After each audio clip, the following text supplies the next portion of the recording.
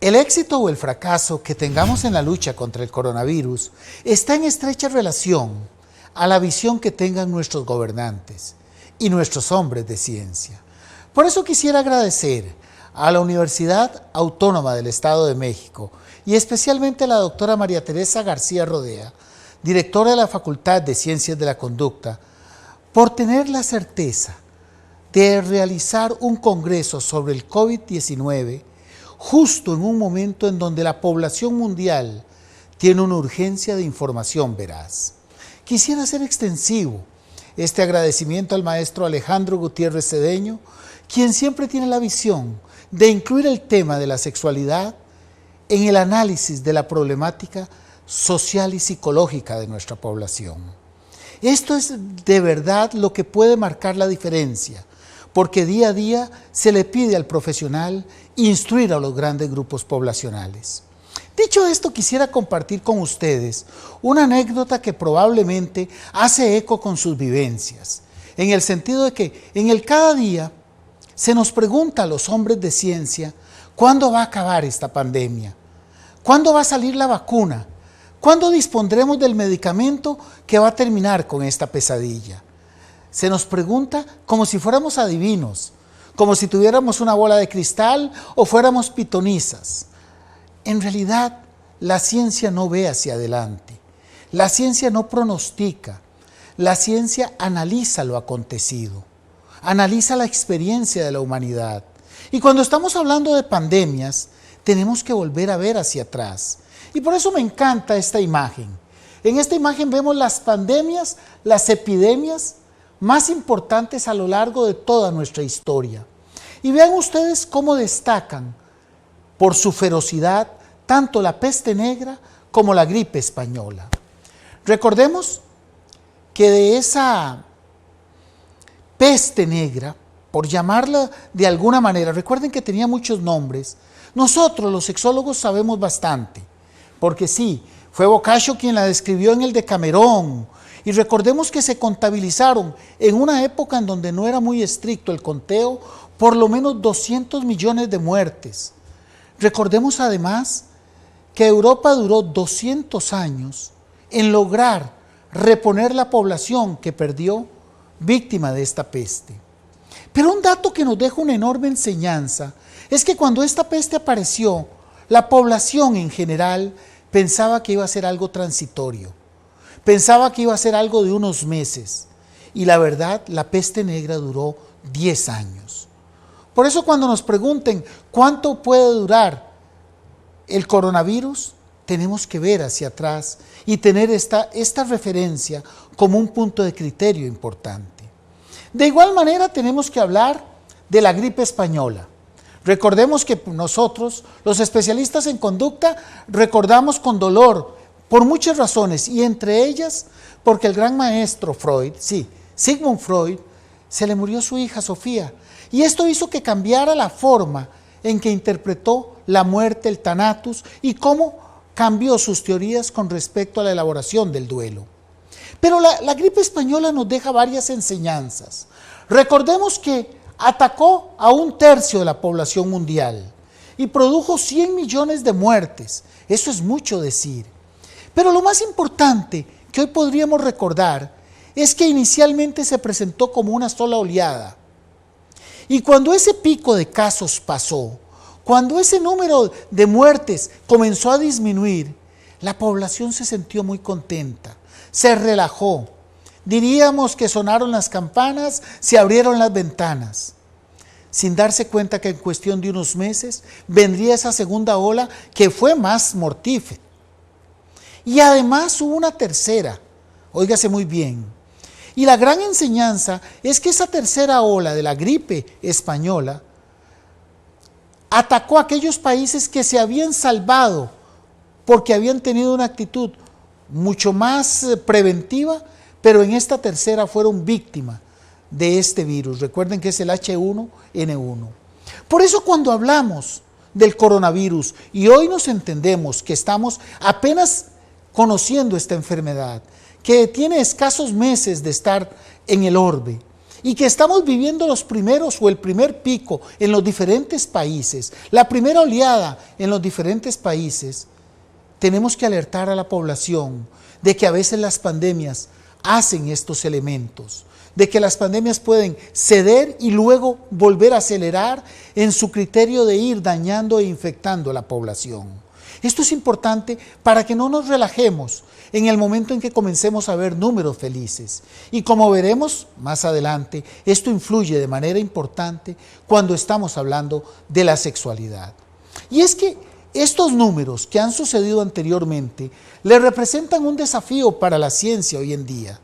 Tenemos tanta tecnología, tenemos tantos avances que creemos que tenemos que estar por encima de lo que ha sucedido en siglos anteriores, en décadas anteriores, en años anteriores. Pero aún hoy, para la ciencia, es un gran desafío porque esta es una enfermedad nueva y desconocida.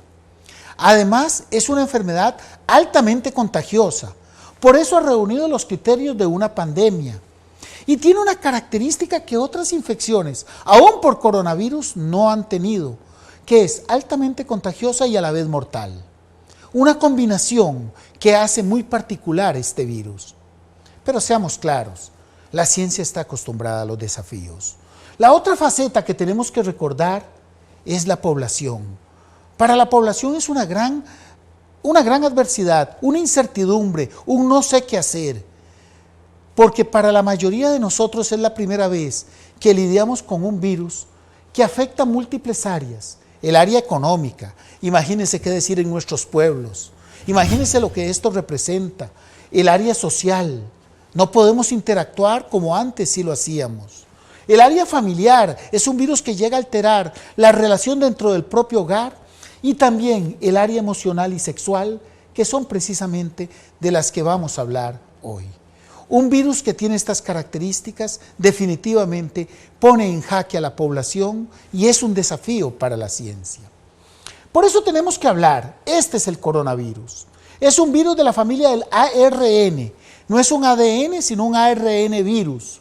Recordemos que su nombre se debe a que tiene esta corona que no recuerda a las coronas monárquicas, sino que su nombre se debe a que recuerda a la corona solar, esa corona del sol. Así que por eso se distingue este virus del resto. Además, es el virus que produce el COVID-19.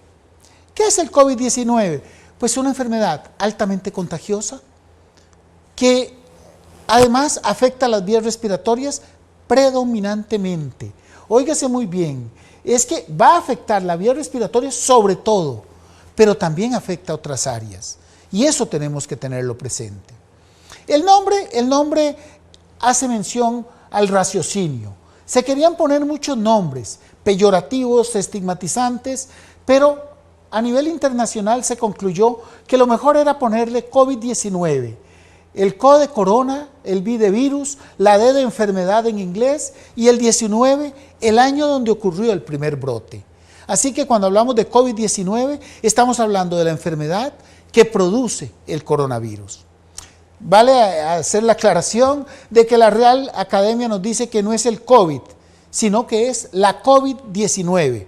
Así que tenemos que decir la COVID-19 para estar acorde con la Real Academia. Pero al inicio, y mucha gente se los va a preguntar, había duda de que si lo que estaba sucediendo era un brote, era una epidemia o era una pandemia. Recordemos que un brote es el aumento del número de casos de una enfermedad, pero en una zona limitada. Por ejemplo, cuando hay una intoxicación en la ciudad, en un barrio, en una alameda, en una colonia, o aún en toda una ciudad. Reservamos el término epidemia cuando esa enfermedad ya ataca grandes grupos poblacionales. Estamos hablando de que una epidemia ya es algo más allá de esas afecciones localizadas.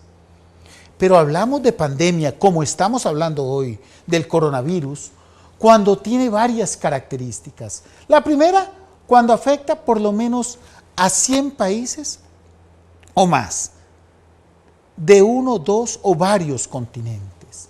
La segunda característica, amenaza con el colapso, y esto es una de las grandes preocupaciones, del sistema de salud. Es decir, aumenta el número de casos y no los podemos atender. Además, esta enfermedad se plantea con grandes repercusiones a nivel económico, que lo estamos viviendo. Y desde luego una característica adicional es que la infección ya no solo se transmite por casos que vienen, por personas que vienen de zonas de riesgo, sino también por personas de la propia comunidad, del propio país, de la propia zona, lo que se llama la transmisión comunitaria. Digo esto porque por razones políticas se puso en duda de que fuera realmente una pandemia. Claro que sí, es una pandemia que ya hoy está a lo largo de todo el orbe y la entendemos en su verdadera magnitud. Pero cuando vemos la verdadera magnitud del virus, tenemos que reducirlo a esto. Esta es la dinámica que tiene el virus, que tenemos que tener muy presente cuando hablemos de sexo y cuando hablemos además de intimidad. Cuando hablemos de la sexualidad, tenemos que recordar que aquí es donde se plantea buena parte de lo que tenemos que decir. Lo primero que tenemos que mencionar es que el virus no se transmite por el aire, que es una confusión que existe en la actualidad. En realidad, la vía de salida, los puertos de salida del virus son las gotitas de saliva y la secreción nasal, es decir, las gotitas de la secreción nasal.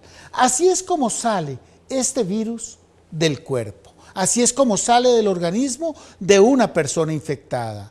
Y esto tiene una importancia capital cuando estamos hablando del acercamiento sexual, de la vida íntima de las parejas. Por otra parte, las vías de entrada van a ser a diferentes niveles, ya muchas de ellas bien conocidas por todos nosotros. Por un lado tenemos la zona ocular, que es por donde puede entrar el virus. El segundo, la zona nasal. La nariz es otro de los puertos por donde puede ingresar el virus al organismo, al igual que la zona oral. Pero si usted observa, hemos dejado esta zona de la lámina reservada para el tacto, para esta escala que a veces hace el virus, que llamamos la zona de contacto. Y es que esta zona de contacto tiene una importancia fundamental a nivel del contagio. Primero, porque el virus tiene una de las características más importantes en su transmisión, que es que puede estar mucho tiempo, permanecer mucho tiempo en las diferentes superficies con capacidad infecto-contagiosa. Entonces, cuando una persona que tiene el virus toca esta superficie en particular y una persona sana la toca tiempo después, se lleva el virus en sus manos. Y aquí hay que aclarar que el virus esté en las manos no significa que esta persona ya tenga la infección. El virus en las manos no nos va a hacer ningún daño. El verdadero problema que surge no lo dan las investigaciones científicas, que nos dicen que en general la población más o menos nos vamos a tocar la cara unas 20 veces o más cada 60 minutos. Entonces, como que el virus utiliza las diferentes superficies para llegar a las manos, y este es un punto de escala para llegar a los puertos de entrada. Esta es la génesis, esta es la dinámica contagiosa que tenemos que tener presente cuando hablamos de la intimidad. Esto es lo que hoy estamos centrando nuestra atención a nivel preventivo y a nivel epidemiológico. Pero si vemos más, tenemos que entender que este virus, por lo general, una persona que tenga la infección, que esté contagiado, está en capacidad normalmente de contagiar a 2 personas. Entonces estamos diciendo que por cada contagiado probablemente 2 van a ser víctimas de esta infección. ¿Será mucho? ¿Será poco? ¿Qué creemos? Tenemos que recordar el panorama viral. Cuando nosotros comparamos con, por ejemplo, con la gripe estacional es apenas una persona la que se infecta por cada individuo contagiado. Por ejemplo, con el SARS son 3 personas. Pero óigase muy bien, con infecciones como la rubiola, estamos hablando de que hasta 12 personas se pueden infectar por cada persona que esté contagiada. Vean ustedes cómo este virus se presenta con una buena capacidad de contagio, pero que afortunadamente no cursa con el papel infecto-contagioso de otras partículas virales. Esto también hay que decírselo a la población en el sentido de que tenemos que tener mucho cuidado porque también el virus tiene su poder de infección. Ahora bien, cuando nosotros vamos a hablar del cuadro clínico, cómo evoluciona clínicamente, una de las grandes desventajas donde el virus nos toma muchos pasos por demás, donde el virus nos toma cierta ventaja, es que hay una gran cantidad de pacientes, de personas infectadas que están sin diagnóstico. ¿Qué significa esto? Significa que probablemente no tienen síntomas y que probablemente por eso no consultan, pero que son contagiosos. Este número no lo conocemos, por eso siempre se señala la N como una X, es decir, es una población desconocida. Vemos además que hay un gran porcentaje, cercano al 75%, que tiene síntomas leves, con la gran ventaja de que a ambos se les hace un manejo ambulatorio, es decir, no representan una amenaza para lo que mencionamos, el colapso de los sistemas de salud. No, los síntomas son leves, se maneja a nivel ambulatorio, a nivel de la casa, a nivel del aislamiento que se hace a nivel habitacional, y estamos hablando de un 75% de toda la población que se infecta. Pero si seguimos nos vamos a dar cuenta que los síntomas severos van a requerir hospitalización, y esto representa un 15% de todos los que puedan infectarse con el coronavirus. Un 15% van a terminar en un hospital algunos días mientras se recuperan, y vamos a hacer una serie de medidas que se llaman medidas de sostén, medidas que van destinadas a darle el mayor confort al paciente mientras pasa la infección. Para dejar los síntomas críticos, solo un 5% que están en la unidad de cuidados intensivos. Esto probablemente usted lo ha escuchado en las charlas nocturnas que los ministerios de salud, las secretarías de salud hacen a lo largo del orbe. Pero vamos a darle esa visión íntima, esa visión sexual. Porque si lo vemos así, es un simple cuadro que no va más allá de la intimidad. Pero tenemos que recordar que la mitad de estos pacientes, a nivel cualitativo, los que no tienen síntomas y los que tienen síntomas leves, están en capacidad de tener relaciones sexuales. Es decir, no se encuentran débiles, no están cansados, no tienen ningún síntoma y probablemente van a seguir con su vida sexual como lo venían haciendo. Y solo la otra mitad, cualitativamente hablando, van a tener síntomas tan importantes que la sexualidad se escapa del marco de la conciencia. Claro, aquí lo vemos como 50-50 porque lo estamos haciendo desde un punto de vista cualitativo.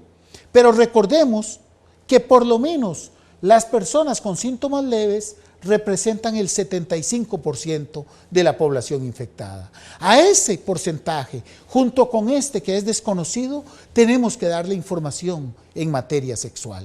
Esta es la dinámica que hoy se plantea cuando estamos manejando la intimidad en tiempos del COVID.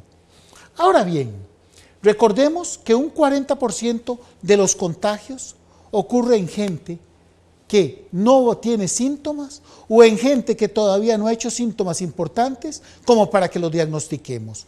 Un 40 y un 45, estamos hablando arriba del 80%, una casuística que varía dependiendo de la serie, dependiendo del país, pero que nos habla que los pacientes que no tienen síntomas y que por ende tienen vida sexual necesitan la información. Pero vamos más adelante, porque habíamos dicho que es altamente contagioso, ya lo analizamos, pero veamos la otra característica del virus, la otra cara de la moneda, la mortalidad, que es lo que la población general va a preguntar, porque si fuera una infección que nos afecta, pero nos reponemos, pero es una infección que nos puede afectar y puede que no salgamos adelante. Y como tal, esto genera incertidumbre y temor en la población. Y recuerden que el miedo por sí mismo nos legisla en contra de lo que queremos en materia de salud. Cuando estamos hablando del coronavirus, sabemos que probablemente varía de un país a otro, un 3% de todas las personas infectadas puede sucumbir ante el virus. Esa es la cifra que se ha hablado de mortalidad para el COVID-19. Es decir, la gente que se infecta con el virus, hace la enfermedad y no logra reponerse. Estos porcentajes son superados por una enfermedad que es muy cercana al COVID, que es el SARS, el síndrome respiratorio agudo severo, que tiene un 9%. Entonces estamos hablando que los virus tienen una enorme capacidad de generar la muerte. Por ejemplo, el MERS anda por un 34%. Y que son virus, diríamos que hermanos, si se permite el concepto, que son virus similares, que este tiene 10 veces más el MERS que en relación con el COVID-19. ¿Y qué decir con otras infecciones virales? Esto nos habla de que son virus serios, de que la capacidad que tiene ese virus para dañar el organismo es realmente importante. Son cifras realmente abrumadoras las que en términos generales puede provocar, y de aquí la importancia de que esta cifra se mantenga por ahí, un 3, un 4%, que son nuestras cifras a nivel internacional, dependiendo de la asistencia que se tenga a los sistemas de salud. Esto para tenerlo en cuenta en el aspecto de la mortalidad. Pero siempre es importante, es básico, tener presente cómo se manifiesta el virus. Porque no solo queremos, óigase muy bien, que lo diagnostiquemos, sino que para poderlo diagnosticar tenemos que identificarlos. En primera instancia tenemos los síntomas generales. Y es que por lo general se hace una tabla de los síntomas más frecuentes a los menos frecuentes. Pero la verdad es mejor agruparlos, o también es útil agruparlos en ciertas categorías. Los síntomas generales, como son la fiebre, el cansancio, los escalofríos, el mal estado general, el dolor de cabeza y los dolores musculares, son parte de ese cuadro clínico que puede presentar el paciente. Entonces, un paciente que tiene estas manifestaciones en estos tiempos es un paciente de consideración. Pero además están los síntomas respiratorios, la secreción nasal, el dolor en la garganta, qué decir, esa tos seca, y dejamos además la dificultad respiratoria. Y por último tenemos otro grupo que son síntomas que se notaron al inicio como infrecuentes: las manifestaciones en la piel, la diarrea y el vómito, y dos que se hicieron muy populares gracias a los despliegues noticiosos: la pérdida del sentido del olfato y la pérdida del sentido del gusto. De todo este firmamento de síntomas, es importante que recordemos que los más frecuentes son fiebre, tos seca, que están arriba del 70% de los pacientes, el cansancio, que está en un 40%, pero le damos un lugar especial a la dificultad respiratoria. ¿Por qué? Porque la dificultad respiratoria nos habla de que es urgente, de que es prioritario la valoración médica. Y esto tenemos que tenerlo presente. Bajo estas coordenadas podemos entender entonces todas las variables que pueden influir en la intimidad y la sexualidad. Por eso vamos a empezar señalando aspectos básicos que tienen que ver con ese contacto sexual. En primera instancia, recordar que esta enfermedad no es una enfermedad de transmisión sexual. Es decir, el coronavirus no se comporta como decir el virus del herpes, como decir el virus del papiloma, como decir un virus que se va a transmitir en el acto sexual de manera predominante. Y esto se tiene que tener claro porque hay una serie de información que está surgiendo que puede generar duda. Por eso vamos a aclarar. En primera instancia, el coronavirus no se encuentra en el semen de la mayoría de los varones infectados. ¿Qué quiere decir esto? Que recientes publicaciones, como veremos posteriormente, señalan que este virus en algunos varones puede estar a nivel del semen. Y ya veremos sus consecuencias, pero para la mayoría no, y por lo tanto esta enfermedad no es una enfermedad de transmisión sexual. La segunda característica, el coronavirus no se encuentra en las secreciones vaginales. Es decir, los exámenes que se han realizado hasta el día de hoy, los estudios destinados a encontrar la partícula viral en la secreción vaginal, nos indican que ahí el virus no está presente. Y esto desde luego que tiene una enorme traducción a nivel sexual. Y en tercera instancia tenemos que recordar que el virus no se encuentra en el sudor, ni se encuentra en la descamación de la piel, que serían otras puentes alternos que ya podemos descartar al día de hoy como fuente de entrada o como fuente de salida para el virus hacia las demás personas. Con estos tres conceptos, no en el semen, no en la secreción vaginal, no en el sudor y no en las células descamadas, vamos a crear las directrices que nos van a permitir entender qué comportamiento sexual es el recomendable durante estos tiempos del coronavirus. En primera instancia, el coronavirus sí se transmite por los besos. Ya lo habíamos mencionado, que la boca, la saliva era un puerto de entrada y un puerto de salida. Entonces, óigase muy bien, no es una enfermedad de transmisión sexual, pero se transmite con los besos, se transmite con el acercamiento corporal y se transmite además con los abrazos y las caricias. Entonces, no hay forma de tener una relación sexual sin tener alguna de estas tres características: acercamiento corporal, besos, abrazos y caricias. Entonces vean ustedes cómo la relación sexual de manera indirecta plantea una situación de contagio. Vean ustedes cómo la relación sexual plantea una situación de riesgo, no porque esté en el semen, no porque esté a nivel de la secreción vaginal, no porque esté en el sudor o en las secreciones de la piel, pero sí porque se produce ese acercamiento. Porque los elementos coadyuvantes e implícitos de una relación sexual propician el contagio. Y aquí entonces tenemos que ver que por esa cercanía corporal, el coronavirus sí se transmite por el sexo vaginal, por el sexo anal, por el sexo oral y también por el sexo de roce. Vean ustedes que esta es la variable a tener presente. Y esto es lo que ustedes tienen que tener muy claro cuando tenemos que asesorar a la población general, que rara vez nos lo va a preguntar levantando la mano, que usualmente es esa pregunta cuchicheada, en voz baja, porque la intimidad es así como se pregunta. Y así tenemos que contestarlo. Sí es un factor de riesgo, precisamente por esa cercanía corporal.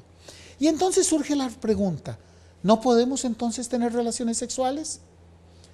Si las relaciones sexuales implican ese acercamiento y el acercamiento implica riesgo de contagio, ¿tenemos que privarnos de toda actividad sexual? Eso podemos responderlo primero recordando, y esta frase me encanta porque es de la guía neoyorquina.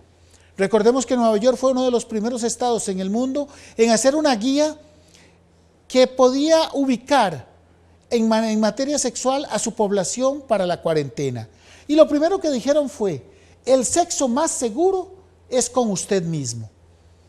¿Qué quisieron decir? Bueno, que las prácticas masturbatorias no representan un factor de riesgo, no van a exponer al individuo al contagio. Y desde ya usted está comprendiendo que van a surgir preguntas, porque la población tiene una serie de conceptos cerrados en materia sexual, desconoce mucho sobre el coronavirus, pero tiene mucha información errada en materia sexual.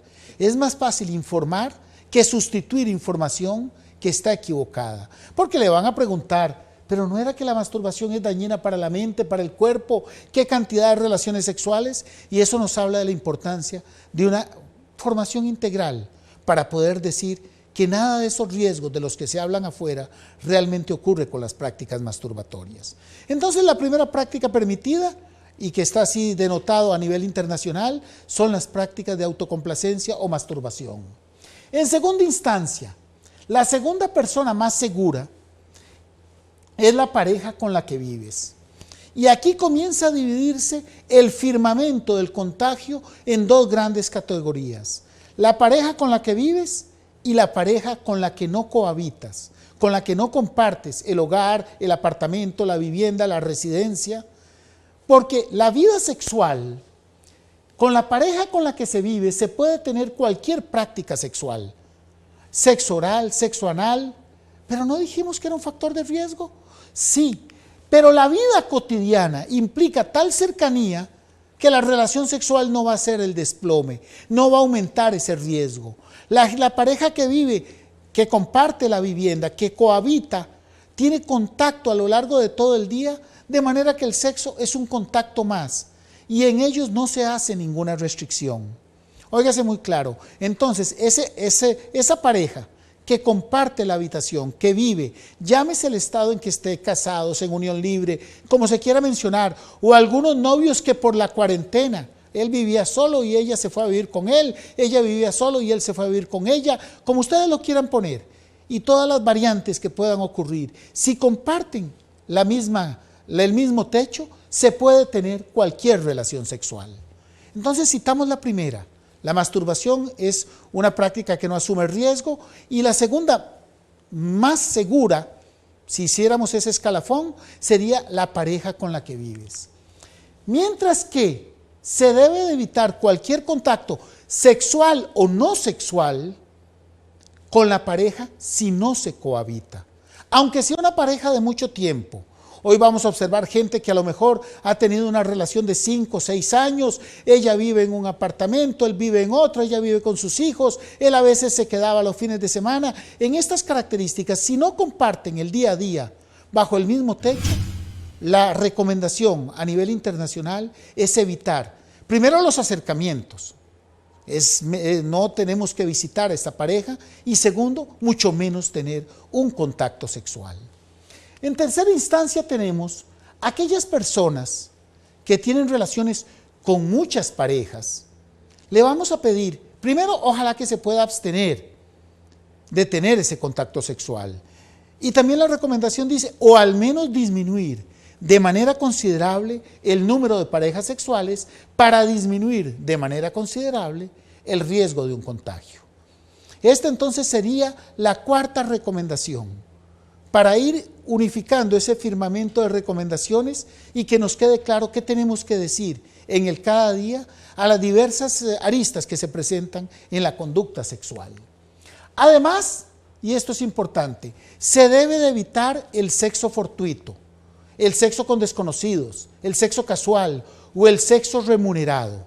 Esto tenemos que recordarlo como parte de, porque se puede decir, y si voy con un cubrebocas, si voy con... No, se debe de evitar ese sexo con una persona desconocida para disminuir de esta manera el riesgo del contagio. Esta sería entonces esa quinta recomendación. De igual manera, algunas veces la palabra relación sexual, recordemos a Wittgenstein, la palabra crea sus propios simulacros. A lo mejor el concepto de relación sexual queda un poquito ambiguo, y entonces la gente dice, ¿y puedo ir a una sala de masajes? Bueno, lo que realmente queremos evitar es ese acercamiento. Por eso las salas de masajes, sea un masaje deportivo, sea un masaje relajante, sea un masaje sexual, también tenemos que evitarlo. Y tenemos que ser muy claros para que esto le quede que sea diáfana la información y la población sepa guiarse. También debemos recomendar evitar estas salas de masajes. Y comienza el otro apartado que depara la tecnología.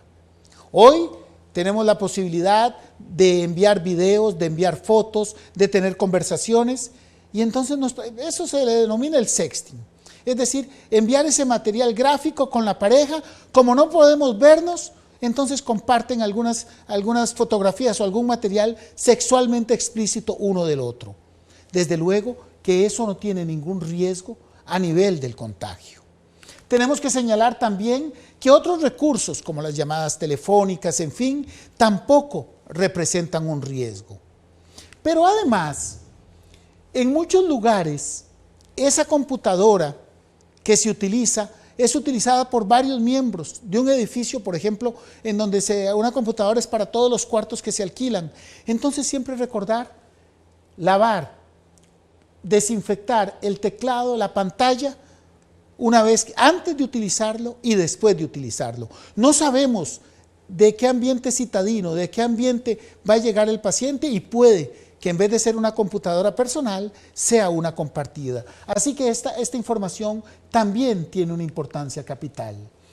Pero hay que recordar, el sexo tecnológico, en cualquiera de sus versiones, solo se debe realizar con aquellas personas de confianza.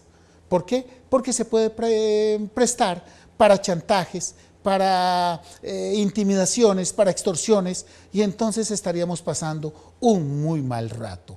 Y esto es algo de lo que tenemos que recordar y recordárselo a la población. Con todos estos conceptos podemos crear una serie de lineamientos clínicos para las parejas que viven juntos. Vean que es para parejas que viven juntos. Si ninguno de los dos tiene síntomas y no se han expuesto a una situación de riesgo, ir a una zona de riesgo o estar con una persona que está infectada o que se descubrió que está infectada, si no hay ninguna de esas condiciones, se puede tener la vida sexual libre. Pero las parejas que cohabitan y uno o ambos tiene síntomas o se ha expuesto a algún riesgo de contagio, se debe de evitar la sexualidad y el acercamiento entre ellos. Óigase muy bien, esto es importante. Si se empieza con cualquiera de los síntomas que mencionamos, sobre todo fiebre y tos, debemos evitar los acercamientos y los encuentros sexuales. Si en estas circunstancias surge que uno de los dos o ambos tienen la prueba positiva, aunque no tengan síntomas, vamos a recomendar que se distancien, que no tengan encuentros cercanos y que no tengan relaciones sexuales. Y esto es muy importante, porque las parejas se preguntan, ok, si los dos tenemos la infección, ¿por qué no podemos estar juntos si ya la tenemos? Por el concepto de carga viral. Es decir, la carga viral es la cantidad de virus que uno y otro tiene, y si están en un acercamiento, uno le pasa la carga viral al otro y viceversa, y aumenta la cantidad de virus, por decirlo de manera simple. Y esto aumenta la posibilidad de que la infección sea más seria, de que se complique o hasta que pueda dar cuadros mucho más severos que requieran intervenciones calificadas. Por eso tenemos que evitar, si la prueba es positiva, aunque no existan síntomas, esos encuentros sexuales. De igual manera, aunque los síntomas sean leves, si la prueba es positiva en uno o en otro, no hay acercamientos recomendados, no hay relaciones sexuales que se recomienden. ¿Y qué decir si los síntomas son moderados? Que es una situación relativamente común. Las parejas quieren seguir teniendo relaciones a pesar de los síntomas que tienen. Cuando les explicamos el concepto de carga viral, ya les queda muy claro por qué no deben de asumir esos contactos estrechos y mucho menos la vida sexual. Recordemos además que existen las madres por el sexo. Recordemos además que los niños existen por el sexo. Que todos ustedes y yo y los que estamos acá en el set existimos gracias a la sexualidad. Si vamos a hablar de sexualidad, tenemos que hablar del embarazo. Y el primer concepto importante es que a pesar de la pandemia no se debe de faltar a las citas de control. Eso que llamamos control prenatal es fundamental en la madre que está iniciando, que está a la mitad o que está al final del embarazo. En cada lugar van a dictar las normas de cómo tiene que ser ese control prenatal. Algunas veces lo visitan a la casa, otras veces se hacen llamadas telefónicas, otras veces se preparan las citas de una manera que no haya riesgo de contagio cuando se llega a la clínica o al centro de salud. No debe de faltar el esquema de vacunación. Es decir, las vacunas son cruciales a lo largo del embarazo y más ahora que estamos en una pandemia, para que la mujer no vaya a temer que por la vacunación va a ser más vulnerable si se infectara con el coronavirus. Eso hay que tranquilizarla y el esquema de vacunas en la madre se debe mantener exactamente igual. También es importante que cuando se ronda las 37 semanas, recordemos que el embarazo dura 40 semanas, cuando se ronda las 37, 2-3 semanas antes del nacimiento, tenemos que decirle a la madre y a los familiares y a los que viven con ella que hay que extremar las medidas de protección. Tenemos que evitar que esa madre se vaya a contagiar. Ojalá que guarde una cuarentena estricta, que sea muy clara con todas las normas que hemos dicho, como la sana distancia, como lavarse las manos, como el saludo del corazón, el a la hora de estornudar, estar distante de la gente para que no se contagie y no vaya a llegar, recordemos que el periodo de incubación del virus puede ser hasta de 14 días, no vaya a llegar al momento del nacimiento con la infección, si fuese el caso de que se contagiara. Entonces, desde las 37 semanas hay que ser estricto con el confinamiento y con las medidas preventivas. Pero hay algunos datos que le van a tranquilizar a la madre. Lo primero, no hay una transmisión vertical.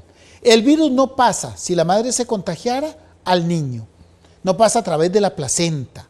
Así que por eso los reportes comienzan a señalar que no hay una mayor frecuencia en las madres que se infectan con el coronavirus de partos inmaduros, de partos prematuros, de malformaciones, de ruptura de membranas, de desnutrición o de abortos. Al día de hoy estos niños nacen tan sanos como el resto de los niños de las mujeres que no tienen el coronavirus. Así que si esa mujer tuvo el coronavirus a lo largo de los 9 meses, tenemos que tranquilizarla. La vía de parto en una madre que ya se documentó el virus sigue siendo el parto vaginal. Esta es la recomendación de buena parte de las escuelas a nivel internacional. Si amerita una cesárea por razones obstétricas, por razones propias del embarazo, le vamos a recomendar la anestesia que la gente llama que es de la cintura para abajo. Sí, esa anestesia de la cintura para abajo, ya sea raquídea, epidural, como se le llame, es la que se utiliza y no la anestesia general. La madre puede alimentar al bebé. El virus no se encuentra en la leche materna. Claro, le vamos a pedir que use un cubrebocas, vamos a pedirle una serie de requisitos para proteger al infante. Si esa madre está contagiada, la leche no va a tener el virus, pero la madre sí. Así que vamos a hacer una serie de medidas para que pueda alimentar a su bebé. Con respecto al niño, tenemos que ser claros el evitar las visitas. Es decir, evitar que familiares, que amigos lleguen a visitar al niño porque pueden traer la infección. Tenemos una serie de pautas que tenemos que darles, como tratar de la exposición a distancia de terceros hacia el sol, como completar el esquema de vacunas, que son elementos cruciales en el crecimiento y desarrollo del instante. Ahora bien, tenemos algunas investigaciones que tienen apenas unos cuantos días y que vamos a poder repasar. Por un lado, se había dicho inicialmente que el coronavirus no se encuentra en el semen, pero los reportes últimos señalan que en algunos pacientes el coronavirus se ha documentado hasta en un 16% de la gente que se recupera, y en muchos de ellos que ya habíamos pensado que no tenían el virus se encuentra a nivel del semen. Estas publicaciones de JAMA nos hablan entonces de la posibilidad de que el virus sí se encuentre a nivel del semen, aunque otros estudios previos nos habían dicho que no. Todavía no hay ciencia cierta, todavía no sabemos qué tenemos que pensar, pero sabemos que virus como el ébola y el Zika sí están presentes en el semen, así que es una condición viral de alguna manera característica en ciertas situaciones. Además, si eso fuera necesario, el preservativo se utilizaría en el periodo de convalecencia, de recuperación, hasta que se negativice el virus a nivel del semen, a nivel del espermograma, a nivel del análisis del semen. Lo segundo que se menciona es que el virus puede dañar esta celulita que está aquí, la célula de Sertoli, que es la responsable de crear los espermatozoides. Entonces se teme que este virus podría, en algunas personas, dañar la capacidad de tener hijos. Todavía no lo sabemos, son las últimas investigaciones. Al igual con la célula de Leydig, que es esta que está acá, a la par de los vasos sanguíneos, que es la que produce las hormonas. Entonces se teme también que en algunos casos se dañe la producción hormonal, en este caso de testosterona, con todas las implicaciones que tiene. Pero tenemos que ser claros, de momento son investigaciones sugestivas que van a tener que confirmarse, por si lo escuchan posteriormente. Y además, algunos reportes señalan que el coronavirus se ha identificado en las heces. Y entonces esto significaría para algunas escuelas que al momento del nacimiento se tiene que hacer ese examen en la madre, y si sale que es positivo ese examen de coronavirus en las heces, es mejor optar por la cesárea. Vean ustedes cómo todavía tenemos mucho que aprender con respecto a este virus. Todavía son muchas las investigaciones que faltan de una enfermedad que apenas tiene unos cuantos meses de conocerse, pero que ya hay investigaciones sumamente serias. Creo que con esto damos paso a las preguntas que ustedes nos quieran hacer.